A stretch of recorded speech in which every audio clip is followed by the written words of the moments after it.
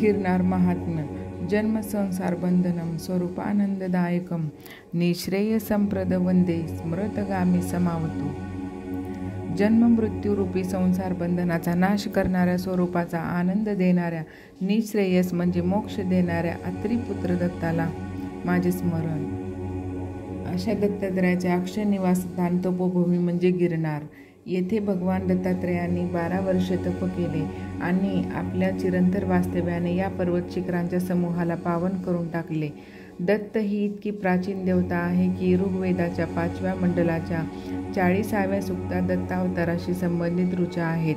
शिवपुराणात गिरनाराचा उल्लेख रेवताचल असा आहे, हरिवंश पुराणात रैवतक असा आहे, तर स्कंद पुराणात रैवताचल, कुमुद, उज्जयंत अशी गिरनारची नावे आढळतात. रेवताचल, कुमुद आणि उज्जयंत ही नावे अनुक्रमे त्रिमूर्ती ब्रह्मा, विष्णू, महेश यांच्याशी निगडीत आहेत असे मानले जाते. श्रीरामांचे तसेच पांडवांचेही वास्तव्य या पर्वतावर झाल्याचे पुराणातून दाखले मिळतात.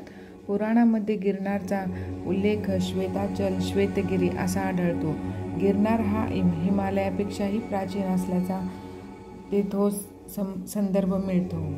दत्त देवतेमुळे निर्माण झालेले दत्तक्षेत्रापैकी एक म्हणजे गिरनार. स्मृतगामी, संचारी अशा दत्तप्रभूंचे प्रत्यक्ष दर्शन जिथे नक्की घडू शकते ते म्हणजे गिरनार. अवधूत चिंतन. श्री गुरुदेव दत्त. श्री दत्तप्रभूंची परिक्रमा करण्यासाठी व गिरनार पादुका दर्शन आणि गिरनार परिक्रमेला जाताना पुढील गोष्टी काय काय आवश्यक आहेत ते आपण बघूया. साधारणतः 10 ते 12 तासात गिरनार चढून उतरून पूर्ण होतो. साधारणपणे हिवाळ्यामध्ये म्हणजेच ऑक्टोबर ते फेब्रुवारी या कालावधीत गिरनार दर्शन करणे जास्त योग्य असते. 10,000 पायऱ्या चढून जाणे हे परिक्रमा करणाऱ्यांसाठी शारीरिक आणि मानसिकदृष्ट्या कसोटी पाहणारे आहे. पहिल्या पायरीवर डोके ठेवून नतमस्तक होऊन दत्त महाराजांना शरण जावे व आपल्याला वर त्यांच्यापर्यंत घेऊन जाण्याची विनंती करावे. लांब पल्ल्याच्या चालण्यासाठी पायात शक्यतो स्पोर्ट्स शूज असावेत. शारीरिक क्षमतेसाठी 2-3 महिने भरपूर चालणे आणि इतर व्यायाम करावा. बुटाच्या आत शक्यतो सॉक्स असावेत जेणेकरून थंडी कमी भासेल. पर्वतावर चढाई करण्यास रात्री 11 ते 12च्या दरम्यान सुरुवात करावी. स्पोर्ट्स वेअर घातल्यास उत्तम. सुटसुटीत आणि संरक्षक कपडे जसे की स्वेटर, कानटोपी सोबत असावेत. साधारण 6,000 पायऱ्या चढेपर्यंत पहाटेचा गार वारा सुटलेला असतो. अशा गोष्टीचा खूप उपयोग होतो. पर्वताच्या पायथ्याशी काठी मिळते जी चढताना नाही तर उतरताना खूप उपयोगी येते. पादुका दर्शनासाठी डोलीची व्यवस्था आहे.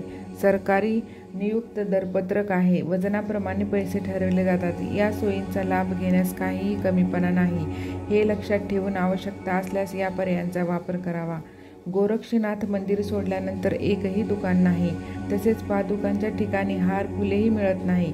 त्यामुळे जे काही देवाला अर्पण करावयाचे आहे ते आणि कोरडा प्रसाद आपल्या जवळील सामानात वेगळ्या कप्प्यात ठेवावा. पादुकाचे दर्शन झाल्यावर खाली कमंडलू तीर्थ येथे आवर्जून प्रसाद घ्यावा जेणेकरून अंगात उत्साह आणि ताकद शिल्लक राहील. कारण पुढे अजून 2,000 पायऱ्या चढायच्या असतात.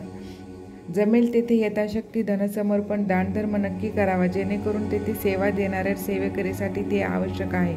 गिरनार पादुका दर्शन करण्यासाठी पायऱ्या पार करत असताना भाविकाने आपल्या ठायी बसत असलेल्या प्रत्येक दुर्गुणांचा त्याग करत आपण पायरी गणिक ईश्वराजवळ जात आहोत अशी कल्पना करून अखंड नामस्मरण करायचे असते. शेवटच्या पायरीला पोहोचेपर्यंत आपण त्याग करत आहोत हे भावनेचाही त्याग केल्यास मीपणा गळून पडतो आणि हीच गिरनार दर्शनाची फलश्रुती आहे.